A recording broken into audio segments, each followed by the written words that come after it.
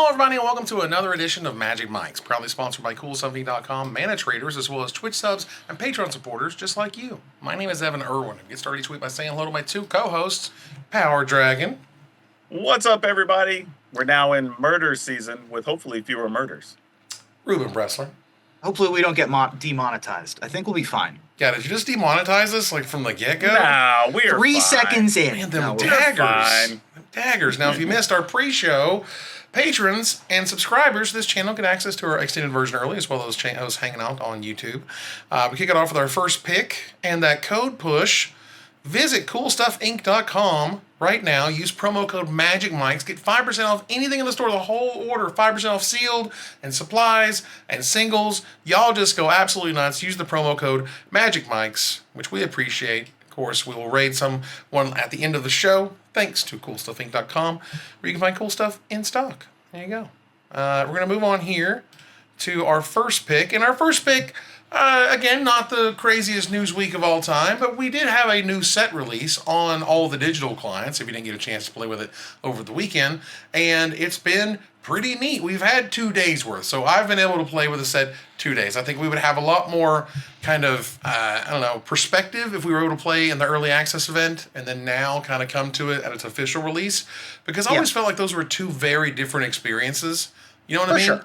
Particularly when you were trying to play, constructed decks, all of your constructed decks during the preview period all felt amazing. You know what I mean? Like, everything you wanted to do would happen, and everything you wanted to see would go off. And then the real world would show up like the next Tuesday, and then nothing works, and everything sucks. Yeah, because then everyone goes back to playing, like, the good decks, as opposed to the things that are experiments. I think some of it, too, though, is it's when it's a bunch of creators, everybody understands everyone's trying to make content, and, you know, you're trying to entertain your audience during your live stream or whatever. So you kind of just let some stuff happen, right? There was even games where, like, I was ahead, but I'm like, I want to see what this deck is doing. Let me let it pop off and just, like, do the cool thing so we can see it, you know? Right. So we had some of that. I got to play some of the limited format, which I believe right now is one of the most complex limited formats I've seen in a hot minute. Like, it reminds me of, like, I thought Lost Caverns was complex, and I played this thing, and I was like, man, the moving parts are moving the other parts, which move the other parts. It's like Kamigawa level, Lost Caverns level, super intricate. And like as I was mentioning, I think there are certain games where you'll play the set where it's just, I played beat sticks and I had shocks and I had burn spells and you lost that way, sure. But then I think you play other games where it's like, I did this so I could loot, and because I could loot, I could collect evidence, and once I collected evidence, I got these 2 triggers going, and I got this other thing because I got some face down guys, and then I play the disguise up, and then it triggers this other thing. Like, it just goes on and on and on, and that was really impressive, honestly, and the crazy amount of layers in this thing. Up to your point, I also want to say, though, that, like, I don't think any of the individual mechanics are complicated, right? I feel like everything kind of does what you think it does, and it reads the way you expect it to read. It's just once you start getting in those board states where it's like, there's 2 disguise guys, and there's this thing that might turn them face up, and then I have this thing that's exiled over here, and it's just like, okay, so now I have to be aware that, like, any 3 things could change this game state right now, right? Like, that's where it starts adding up a little bit.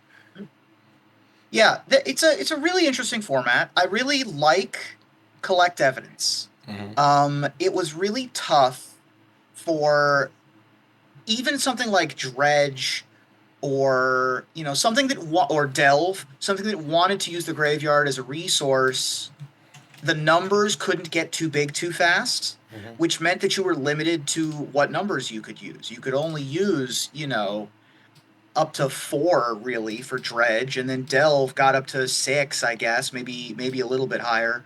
But because collect evidence counts the mana value instead of the card value, like the just being a card, you can do bigger and weirder numbers. And so it's really interesting to be able to be like, all right, I'm collecting evidence 4 and it's only 1 card. Or I'm collecting evidence 4 and I want to remove a bunch of cards, so I'm gonna. So I think that there's a lot more moving parts and a lot more fiddly bits that you can do with collect evidence. So I was looking at some information, some data here from 17 Lands, which keeps track of limited data. Their best game percent win rate when main decked, the number 1 card is Tulsamir Midnight's Light. Okay. Green, white, rare. Green, white, rare, very interesting. The top uncommon is the Neighborhood Guardian. That's the uncommon white card that whenever another creature with power 2 or less enters the battlefield under your control, target creature you control gets +1/+1 until end of turn. That's a great one. Like something like 7 of the top 10 cards are white, which is interesting. That's a whole thing. Like Novus Inspector, that's just what's the other one? Forgive me. Thraben Inspector. Thraben Inspector, thank you. I will say in the top 10, because this card is absolutely bananas and limited, it is Lamplight Phoenix. You were talking about collecting evidence. Yeah. That card is a monster. Yeah, that card's not beatable. That card is ridiculous. So it's kind of cool to see what things kind of, jump out, what things are, what uncommons are jumping out. We talked a little bit about the cases. Case for the Gateway Express is a phenomenal card, top 20 in this list, which is cool. But you know what? You got to, beyond, in the top 3, number 3 is Izoni, Center of the Web. Sure. After that, you got to go. That makes sense. Way down for a black card. I mean, like in like the 30s. And we're talking Deadly Cover-Up somewhere, I think, in the 30s or 40s. Like, it's... That's wild. Black seems that a really blue white bad. is that low. I wonder, though, if those numbers will change over the next week as I'm people sure they get... will. Because, like, a lot of the white cards, to me at least, felt a little bit more on the simpler direct side to build around. And I think there's still a lot of space, say, with, like, green-red disguise and stuff like that people haven't really figured out the best combinations or which ones will have the best value. And as we get more drafts in, I wouldn't be surprised if that top 10 changes a little bit, if we look at it 2 weeks from now. For sure. I think that the complexity and the details of the format haven't been worked out yet. And green, white, and blue, white are very easy archetypes to sort of pick up, and red, white for that matter, are very easy archetypes to pick up and play. And black, white sort of says what it does on the tin. As soon as you see what a black-white card does, you're like, oh, I want cards with power 2 or less. And then you can sort of draft around that. Whereas it's a lot harder to build a blue-green collect evidence deck or, a blue-black investigate deck. Like, that's a little bit harder, and those fiddly bits and complexities that you were talking about, Evan, are not as prevalent in the white decks. Or the green decks, for that matter. So, I think that once people learn the intricacies of the format a little bit more, it won't become less complex, but it might balance out a little bit in terms of the 7 of the top 10 being one color. Yeah, we were talking a little bit about, like, the tricks are, like, super duper good in this set. And it's interesting, if you just look at the commons, and again, this is by win rate when main decked. In the top 5, the 5th one is the Chase is On. Yeah. That is the red card that gives it +3/+0 and First Strike, which is nuts, by the way, and Investigate for 3 mana. So if you had, and the way I like to think of this is, again, if you had a 5 mana spell that gave +3/+0, First Strike, and drew a card, would you play it? Maybe. It's kind of expensive, but when you break it up into 2 different sections, it's a lot better. And right behind that is Auspicious Arrival, the white one that gives +2/+2 and makes a clue token. Both of those are fantastic tricks in the format. Yeah, we do have a lot of things that just randomly have Investigate stapled onto it. Mm-hmm. And even when I was playing the pre-release, there were cards that I was like, you assume they Investigate, and they didn't, since everything else does. Right. She was like, oh yeah, and you got to get your clue token. And like, oh no, this one doesn't do that. And I'm like, oh okay, I just assume they all did. So like, That's yeah, funny. it's a very common thing in this set. A little bit weird, but I kind of get what we're going for, so it makes sense. Yeah, and I was, and again, some of the pre-show stuff spilling over. We were talking a little bit about, I think the contrast between Khans of Tarkir, where nothing flipped for less than 5 mana, and Disguise that has just numbers up and down the board. All these hybrid mana options where I'm playing that red-green guy in all of my green decks, like, because he's amazing. I can't remember the name of it, but that 6/7 reach guy. The Crater Hellion or something like that. Something like that. Is big scary dude. And that card's fantastic, and I love that. I love that there's actually sort of big blowout type, reactions that happen. And sometimes if you design them the right way, and I think they've done a good job at that, it doesn't feel like punishing like Onslaught used to do if you're like me and you played when the rocks were soft, or if you just played Khans when it came out like maybe a month or so ago on Arena. It's a totally different vibe with what Disguise does versus what Morph and Unmorphing did. Oh, for sure. I'd also say what we got in this set that we didn't get then is free, or not free, but cheaper other ways to actually turn those things face up. right? We have like a red spell that just lets you just turn a face down guy face up, right? Like we have Yeah. the green red 4/4 that like when your thing dies, it just comes back for free face up or whatever, right? There's a bunch of that type of stuff that we didn't have before, so it adds a whole other level to playing all those face down things. Because some of them are going to have a disguise cost of like 5 or 6. What if you can get it flipped for 2? It's kind of awesome. Yeah, and a lot Back of in my day, we had Skirk Alarmist, and we didn't really like it. We didn't. That wasn't great. That wasn't very good. because you would get blown out consistently, which was awful. You know, and the fact that everything has Ward 2 for all of these cards that are disguised is really neat, and also makes some of the cheap removal spells not that cheap. Like, actually 4 mana, 5 mana instead of 2 mana, 3 mana. But because cards like the Long Goodbye and Ice Cold or whatever, that the blue one that puts a stun counter on things, can't be countered, that gets around the ward on the disguised creatures. So there's a lot of depth in that part of the format as well. Yeah, and it's been really interesting so far. Again, we're super crazy early into just seeing what these cards are doing, let alone what the limited format is doing. I have a tradition, which is I suck at limited for a very long time. Sometimes it's a long time, sometimes a short time, but I never start out well. I've never figured out the formats fast or slow. I just jump in with what I think is good, and I normally get ran over until I go, wait a minute, maybe I should play these other cards that I'm getting destroyed. You have to burn your hand on the stove a few times till you figure out a time. A lot of scars. A lot of scars with that one. I'll tell you this, though. There are 2 cards so far I've had a lot of fun with in Constructed for Standard. Okay. The first one, War Leader's Call. Yeah, that card is so damn good. And when you get it in multiples, like 2 of those things, and you're like, yeah, I'm just going to flash in my, like, I don't know, Resolute Reinforcements. And, like, you just take 4 damage.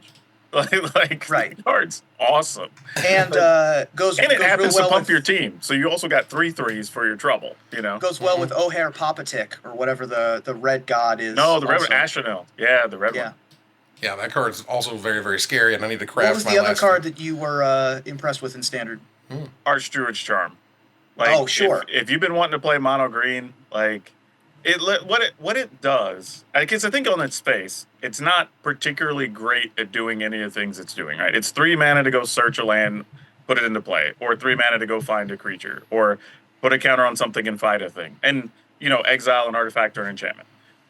But doing those at instant speed is also really fantastic. Doing it during your opponent's end step, setting up your turn. But more importantly, for the mono green decks, one of the issues you've had is trying to figure out where do I cut creatures to fit in all these other things I want to do. Right. And like this kind of does all of them. So now you don't have to play full sets to 4 of all these other things. You can be like, okay, I'm going to play 4 Archdruid's Charm and maybe 1 or 2 of these other things and call it good. Because like for a while, we were having to play that like 3/3 dinosaur that like you can kick it for green or something to destroy. You can exile a life and exile stuff, and also the splash damage that it has in older formats to exile the artifact or enchantment means thanks to One Ring. Get out of here. Go and get out of here. No one needs you in here. I crafted the mono green deck from Yoman_5 on Twitter that has 4 sharp-eyed rookies. Which that card's insane. I played against that card in Limited. That card is nuts. That card is crazy. And also 4 of from at least the sideboard, Axebane Ferox. Yeah, I play a couple of main deck in mine, and that card's really good. Yeah, that card seems super, super dope. All right, let's go ahead and move on here out of the first pick to Gather the Townsfolk. Thanks to our sponsor, Mana Traders, the best tool to enhance your Magic Online experience. Use the code MagicMikes_OD7 for 10% off your next subscription. I'm putting it here in the chat in all of the different places, so you guys can go find that. And we appreciate them sponsoring the show. All right, so let's move on here. And to the Gather Townsfolk, we talk about some stuff from the community. They announced the MagicCon Chicago community panels and meet and greets, and it looks to be a hell of a show. Power Dragon, you were saying it's almost sold out at this point? Yeah, everything I believe except for one of the lower level VIP tickets, the premium single day tickets, not even weekend tickets anymore, and kids tickets. That's it. Wow. I believe everything else is sold out at this point. I believe it. It's surprising though because it's Chicago in February. I mean, that's the part. Like, people are going to go out of their way, which is awesome. How many times has that like happened where it's like you're an X at Y part of the year? Like they do that all the time. You know? Put you in Vegas in July and put you in Chicago in February. It's because it's cheaper. I mean, that's the honest answer, You know what right? though?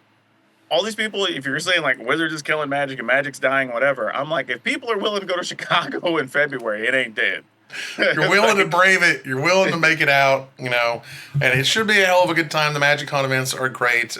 Cool stuff will be there, as well as lots of really cool personalities that you can meet. You can come find me. I have some giveaways for people if you come seek me out. So, so that's going to be super cool. And the panels look super neat. You make the unknown cards with Gavin Verhey, which is cool. Transgender inclusion at conventions and whatnot seems really neat.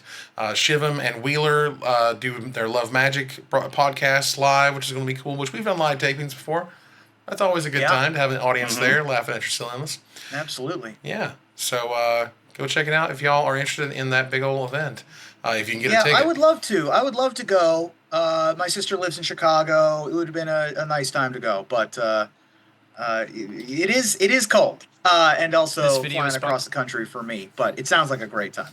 Looks like we have an update that all Saturday tickets are sold out now. There they went. You thought you could go? Nope, sorry. You were planning on that Saturday excursion.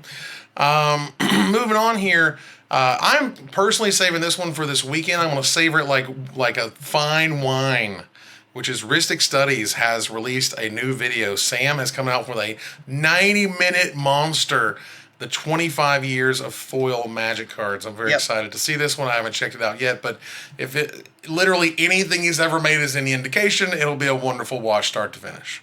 I watched that this week. It was much more of a takedown than I'm used to from Sam. It's not like it was an attack. It wasn't an attack ad. It just kind of talks about the curl. The curve and the oversaturation and the evolution of what it means to be a foil in Magic the Gathering. I wouldn't say that it's a full screed, not a full diatribe, but it was something, and it was very well made, of course. It is wild to see, just from sort of a retailer perspective, that foils are not just the same price, they're sometimes less than their non-foil versions because the casual market is so big and has taken over so much of it, and Wizards has absolutely just diluted the values of foils to almost nothing, that, back in the day, when you would get a foil mythic, there were only like 400 foil mythics of that certain card, or like 1,200 foil mythics, I can't remember the number, on the planet. Like, you know what I mean? There were only so many on the planet. That's a crazy high rare rate. Whereas now, a foil mythic is just like, well, I wish you'd pulled the non-foil version, and that's just such a weird way to be. Yeah, it feels like on some versions, too, a couple of times, there's been more foils than non-foils available, depending on what products are in and how they're distributed or whatever, which makes it kind of weird.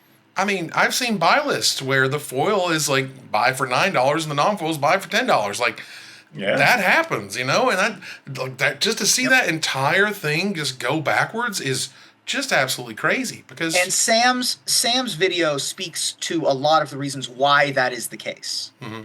So it's very good video. Well, then I'm very much looking forward to. Like I wasn't looking forward to start with, but but I'm carving some time out this weekend. It's going to be great. So Covert Go Blue released a video that scared the living hell out of everybody. Right. Because its initial first title was "I'm retiring." ...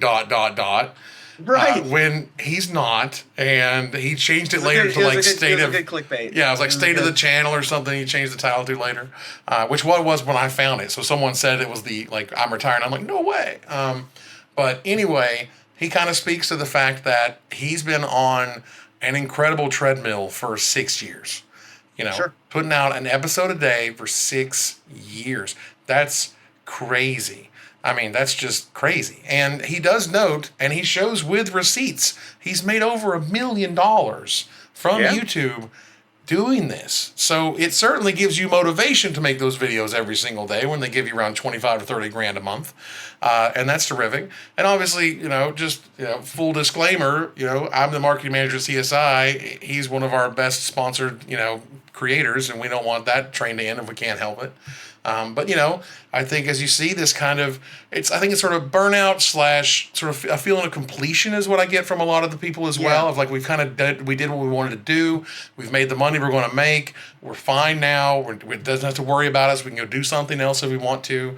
And Covert Go Blue is such a sort of powerful and talented personality. Like it's not like he's bad at it. He's fantastic at kind of showing the gameplay and talking his way through stuff. That he could certainly take a long break and come back, but cherish those creators while we got them because they won't be here forever. Even us. I mean, I get what he's saying because I think in 3 weeks I'm coming up on 4 years of a video every day on YouTube, and I know it's probably like the longest current streak, honestly. But the interesting thing is too, which I think we may have touched on this a few weeks ago, how some of the YouTube, or maybe in one of the pre-shows, where some of the YouTube personalities are, getting other people to be the face of their channels, or they're stepping away for a bit. Right. And people are trying to make that an indictment on YouTube, and it's like, no, it's an indictment on life. I mean, these people have been doing content, like in CGP's case, 6 years, but some of these people have been doing it 10 or 12 years. Oh, yeah. And they've already been making $1 million, $5 million a year. Like, they don't have to have that same drive anymore. Like, they have everything they want in life. Like, CGB even said the same thing. Like, I kind of don't need a whole pile of money. Right? Like, if you make got a pile of money. Well, you make some decent investments and you got a bank account that's full, at some point, you're like, okay, am I just doing this for the money? Or should I just go find something I want to do for fun and fulfillment now? That's the key, right? Like, we've sort of had a recent a recent trend of YouTubers announcing retirement or moving on to other projects. Mm-hmm. And Rhett and Link from Mythical Morning posted a video that said, "We're done," and it scared everybody, and they did a similar thing where it was like, "We're done, ... trying to get permission to do what we want to do, so they're going to do more stuff. But it was very funny that they did a clickbait thing. Also, this is it's a trend right now, and Matt Pat is leaving, and a bunch of the big names in YouTube have announced retirement, and streamers also do this, where you either retire when retiring is a thing that is something that you can announce and it matters, or you fade away. And both are fine. Like, there's no value judgment. The fact that we've seen, Eric Lauer now retired from Wizards, like, we do inch closer to, Mark Rosewater, has been the lead designer, and I don't expect him to do it forever, and I'm cherishing every bit I can get out of it, because if anything else, they've worked him harder over the last couple of years than he ever worked in all the years beforehand, because they've just done so many products. Let's be honest too. Every one of those dudes there, they've made good money for several years. Absolutely. So they don't have to do this for the money. They can walk away whenever they're ready. Right. And it gets to the point of, like you said with CGB, like it was with Matt Pat, of like, I've built the thing. I've successfully built. I've gotten to the mountaintop of what I set out to do here. Right. What's next? Am I just doing this for the money, or am I doing this for creative purposes? And the reason why a lot of creators keep going, like us, this show had a bigger viewership in its second and third year than it does now. But we are still making it because we're still passionate about it. It's still a product worth making, and it's still a part of the zeitgeist of Magic that isn't really filled if we, stopped making Magic mics. And so there is value in both. And I think that you just sort of have to decide at a certain point, where is the limiter? Where is, the decision point where you're like, I want to make something creative elsewhere in another format, as opposed to I want to keep leaning on what's successful. Let me say too that this happens in all industries, where everybody's driving so hard, especially as entrepreneurs, right? Because that's what you are when you're a content creator, effectively. And even when I had my store, I saw the same thing in groups I was in or whatever. You'd kind of go through these things where, if that person's able to walk away, then I guess it's okay for me to walk away too, right? Mm-hmm. Some people just feel that way because it is stressful for some people. Like, it's not enjoyable. Like, some people handle stress and that whole got to be self-motivated every day and whatever. That's hard for some people, right? But they're just getting through it. And when you see a couple other people that you also have, at least as a peer, if not look up to them, they're willing to walk away. You're like, oh, okay, well, I guess it's okay for me too. And you normally see a little run happen. And I think that's what happened here recently, where some creators went, oh, well, hell, they've been doing it for 12 years. I've been doing it for 10 or 11 years. I guess it is okay. I don't have to keep doing this. Yeah, and I think what we've seen, at least in terms of the evolution so far, is that even we are at this point making short form video. We recorded a bit just before the show started. We made a TikTok account, like we're helping them get an editor help to make us 9x16 video and stuff, because you got to roll with the punches to some degree. I certainly tried to hold back for at least a little bit, but that is the way things are going. So the more we can slice and dice ourselves up a little bit in that form, honestly seems like the better. And a lot of people are having a lot of success. Recent CSI sponsored Maldhound has been absolutely TikTok killing creator. it. Yeah, TikTok creator who's been absolutely crushing it. And it's crazy because the key to that, to certainly TikTok's format, is to not look super professional. Not be super crisp and the best lighting and whatever. It's like your stuff looks too good. You need to make it crappier. Like, you need to kind of hone it down a little bit. And Maldhound feels like he comes sort of like off the cuff, but he spends many hours writing that stuff and working on exactly what he does. And that's the angles that he uses, and sometimes the background's a little wobbly or whatever. All that stuff is 100% intentional, because that's kind of what you need to fuel that venue, that way that you take that content in. Not to mention he's talented and he's funny as hell and it's great. Right. But there's a science. But there's still, science and technology and thinking and thought behind what you think is like, oh, well, he just turned his camera on. Like, yeah, he did, but he put a light in a certain way and he got his head in a certain spot and all this other stuff. Like, all that stuff is intentional. This is like back when I was teaching. I was never a teacher, but I would teach people how to do crowd work for stand-up comedy. Because I think that a lot of people think that crowd work in stand-up is all 100% off-the-cuff improv. It's not. There's a lot of preparation that goes into what works and what doesn't with crowd work. If I say, oh, where are you from? There's a set number of places that you can be from, and I can have jokes for each of those places. It's very similar to TikTok, right? It's very similar to a lot of other art forms where you need to make it look effortless.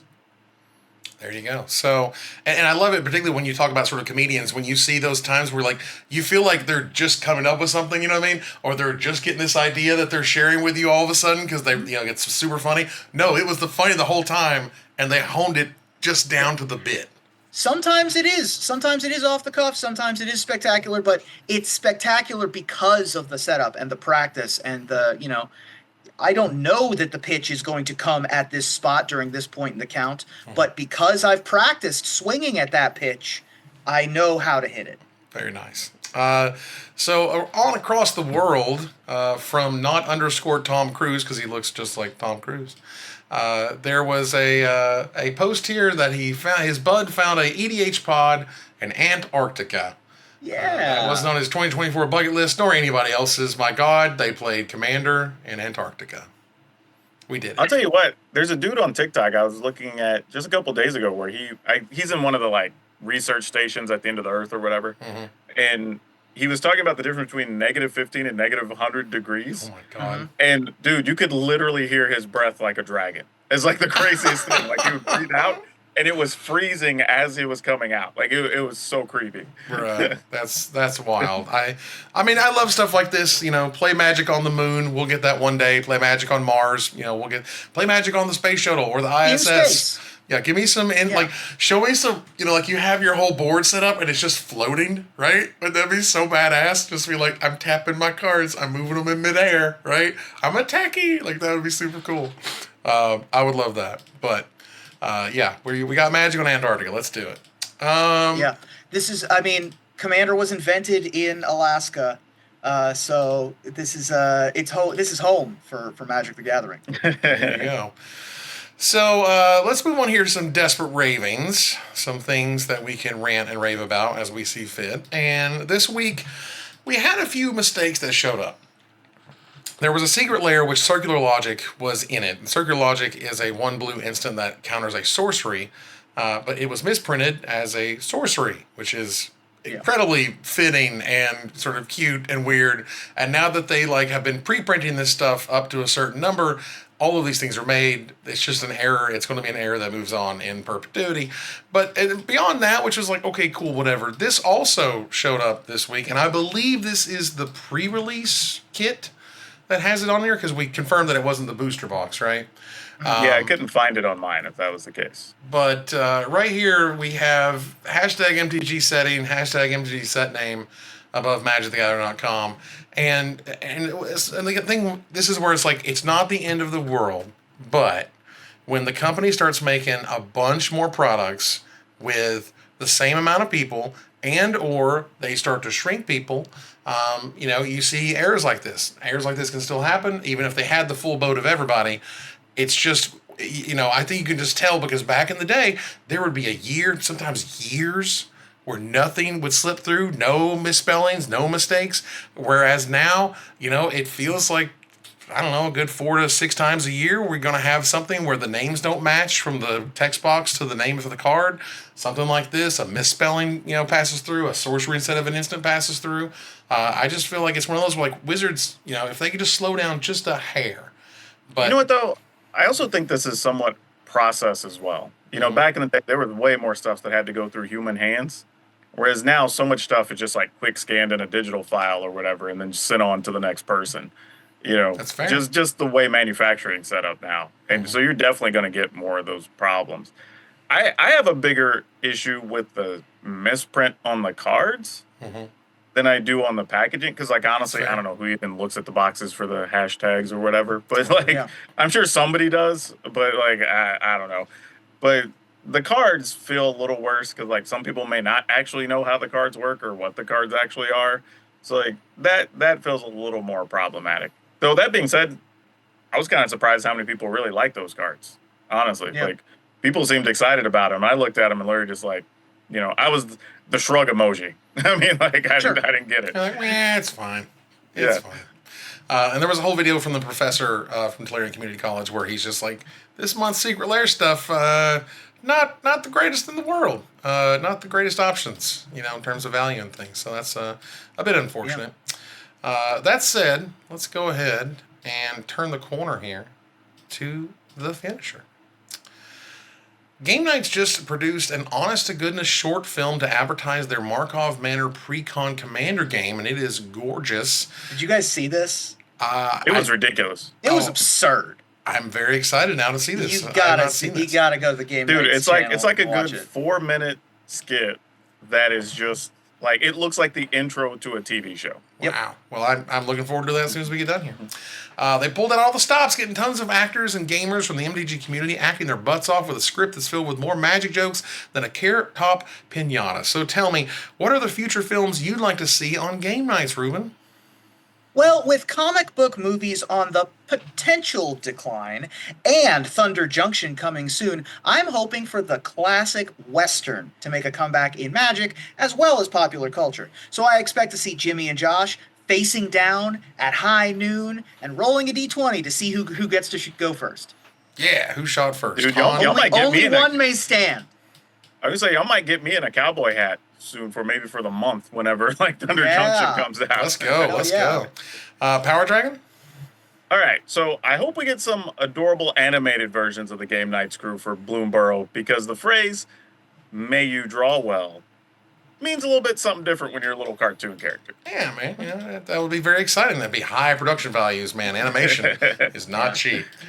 That said, Fallout is fast approaching, and with it, I expect to see them don their double-sleeved rad suits and pay their escape costs to get out of the shelter to enter the battlefield after the biggest board wipe the world has ever seen. Farewell, if you will. Ooh. Oh, dude, wait. I just remembered another cowboy thing that's hilarious that I want to share the story. But during Pro Tour Austin, you know how they have trinkets to give away to people or whatever when you show up to a Pro Tour? One of the things is they actually gave everybody cowboy hats. Oh, I remember. I was there. I got one. Oh, dude. The Japanese love them.